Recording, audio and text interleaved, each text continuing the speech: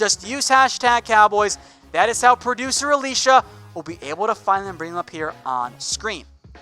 All right, from Etch Family Guy, pay Zeke and every star except Dak, trade Dak for a first-round pick, and find a first-round quarterback. First off, when do you trade Dak? Because if you trade him this year, you're going to suck, and that's the reality. I am open to these types of ideas, but what quarterback do you want? Like, if you can do this route, and that's fine, but quarterback is the most important position for every single NFL team out there. And you run the risk of drafting a bust. Now, if you don't have Dak this year, you win like 3 games because Cooper Rush ain't it. Mike White ain't it so far. So if you want to tank, okay, that's fine. But you also have to acknowledge that you're wasting a year of, in theory, your Super Bowl window. And on top of that, you run the risk of going right back to the, Quincy Carter, Hutchinson era. And oh, by the way, Cowboys' first-round targets at quarterback most recently was Paxton Lynch. So maybe not the best track. Maybe you're just better off taking a guy that you know is already a guaranteed locked-in top 20, frankly, probably more like top 15 quarterback. Jared wants to know if Tyrone Crawford will be on the team in 2020. I know the coaching staff really likes Tyrone Crawford, and he does a lot of the dirty work for the Cowboys. With that said, I have a tricky time seeing Crawford being on the roster for next year. I think he sticks around for this season, but next year, the money just doesn't really work out. You, in theory, would have Randy Gregory. You've got plenty of defensive tackles. You just drafted Tristan Hill there, and if you cut him, you save $8 million. That's a pretty significant chunk of change to cut Tyrone Crawford, who's good, but he's not worth $9.1 million he's going to cost next year. Saul G. Hernandez with a super chat wants to know what the best wings are in DFW. All right, different answer. Wing places out in Dallas. Go DM me on Twitter at WhatGoingDowney, and I will say your wings are the best wings. How about that? That seem fair? I think that's fair there. I will sell myself out. I will happily do it. All right, Mr. Broward County, what creativity do you think Kellen Moore will bring? Have you seen his play calling in college 50-3? Well, he didn't call the plays. He was the quarterback. He audibled and stuff, but he wasn't like the play caller. Like, that was Chris Peterson and company.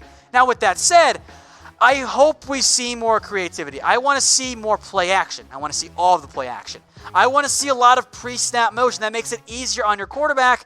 And I don't want to see 5-yard hitch routes on 3rd and 7. Because the Cowboys' offensive run straight turn on the third down marker was dumb. I don't want to see that. So I think in the end, you will see a similar type of playbook, but you'll see different ways to get to those plays, if that makes sense, in terms of pre-snap motion and all of those things. Some recent subscribers that I want to shout out here. Thank you guys for subscribing. We just passed the 27K mark. I'm going to say this is Blake91. I don't know what the zero is for there. Christ3301, Cedric Corbett, Young C, and Joe Pollard. Lots of non-photos up there. So I plugged your username into the Google machine. Blake is now in a car. Christ, it's tough to tell, is like one of those monkey puppet things. Cedric looks like he's at a science fair. And then Joel looks like he's a soccer player. So there you go. Thank you guys for subscribing. Make sure everyone else, if you're watching, you're not, make sure you're subscribed. You can be eligible to be featured on the show as well. Next up from J@03. Over under 4 as the number of kicks Brett Maher misses inside of 40 yards this season. That's a good question. I don't want to say the over because that feels like I'm hating. But he did miss 4 last year exactly. I will go with under and hedge the bet that maybe he's not even the kicker for the entire season. There we go. Gary Sanderson, most likely to make the roster, Noah Brown or Cedrick Wilson? I believe it is Noah Brown. Frankly, I think Noah Brown has a better than most expect chance of making the roster because he does so many different things for you. He can block a little bit. He can be your H-back, wide receiver, tight end. And heck, if you bring Noah Brown out in terms of your personnel, whether he's your 4th or 3rd receiver, knowing he can block pretty well, That's more valuable than Rico Gathers. Next question. Corey, is winning the Super Bowl this year worth having Jason Garrett around for the next decade? Absolutely yes. 100%. If Garrett wins a Super Bowl, give him a lifetime deal for all I care. Guys, it's been like 26 years. That's about right there. It's been a long time. It's been over 20 years. Math is not my strong suit. It's been a long time. 23. Thank you, associate producer Brett, for doing math because I'm bad at it. 23 years. I was like 3 the last time that they won one. Yeah, just give me the damn ring. That's all I care about. Stephen Thomas, do you think Dak would take $28 to $30 million a year if there was more guaranteed money than what Carson got? Maybe, but also here's the thing. When you're trafficking in the amount of money that Carson Wentz already got guaranteed, you're just going to get it. Like, it's not like you're going to suddenly go, gosh, you're entering year 4 now with all that guaranteed money. We're going to cut you and save $2 million. So at that point, I think you would maybe consider it. It's still going to start with a 3, though. He's not going to take under 3 right now, even if it is fully guaranteed. But he's just going to get it no matter what. So if I'm the Cowboys, I consider it. If I'm Dak, I'm like, I'm going to get it anyway. Elliot Aponte, do you think either of the DNs that the Cowboys drafted, he means Jalen Jelks and Joe Jackson, make the team?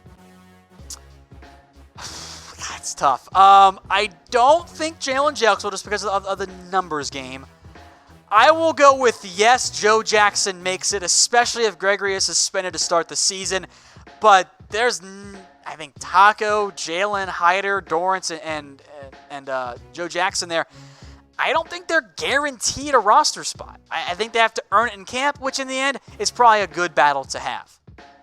All right, guys, if you like betting on sports, you got to do it with MyBookie. Special promo code just for you Cowboys fans out there, chatsports.com/Cowboys. The promo code, of course, is Go Cowboys, because you guys can see it on your screen there.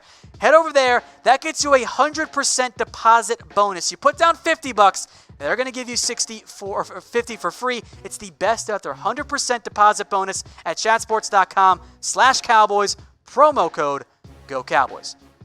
Destroyer Dog, what's your prediction for the Cowboys 2019 season? I think about 10 wins and the playoffs. I think that's where the Cowboys are, and if they're not there, Garrett getting fired. Raul Morales wants to know, or Morales, excuse me. Do you think Maher and Dak are the most hated Cowboys? Probably, because I'm generalizing here. Cowboys quarterbacks are always hated on, even by their own fan base, because they're never as good as the guy that came before. Like, we all remember, Romo got hated on all the time, and now everyone puts him up on a pedestal, which is fine, but it's just the way the narrative changes is always very weird to me. Speaking of quarterbacks, who is your all-time favorite Cowboys quarterback? Let me know in the comments section. Now, everyone will show their age here. That's kind of the reality of this question. I'll go with Tony, though. He has been my favorite quarterback because I grew up with him. I watched him a lot more than I ever got to see Aikman, let alone Roger Staubach play. So Romo was my answer there. Heck, my team name for fantasy for years when I didn't have him was Romo Sapiens. That was my team name. So it's always been Romo for me there. All right, Captain Sandy Hook, over under 8 for how many interceptions our backfield has this year. I'm going to go with the over. I really want the Cowboys to force more turnovers, and if that gives me 9 interceptions, I'll feel pretty good there. All right, John Bosquez, is this a make or break year for Taco Charlton? 100% it is.